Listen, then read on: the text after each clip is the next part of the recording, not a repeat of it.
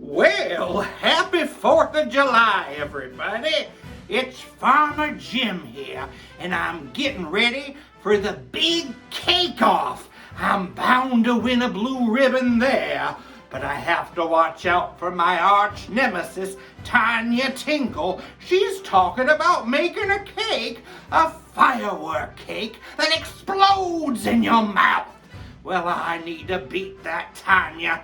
I'm gonna try making a ketchup and mustard cake. You need to grab yourself a bowl for this, but get rid of all that 4th of July decor in there, because we need to bake a cake.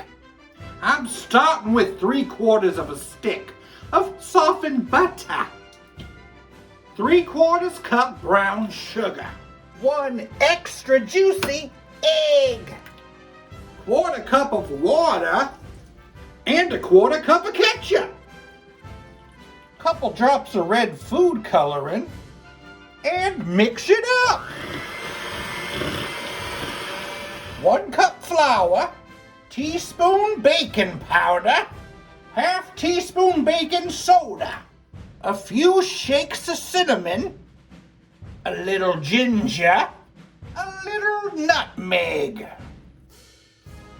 Mix that together.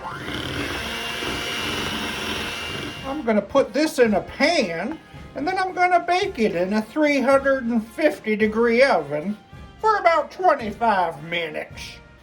Well, the cake's out of the oven and cooling. It's time to make a nice frosting to put on top. Grab a bowl. We need 1/2 stick of cream cheese and 1/2 stick of softened butter.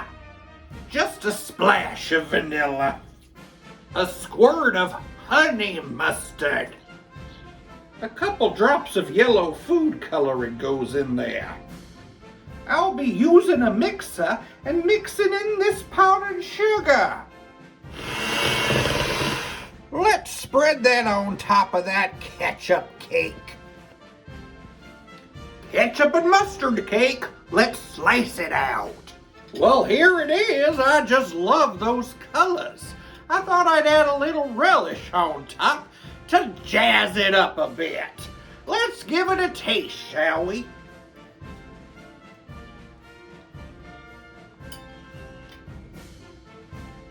Mmm. It's great.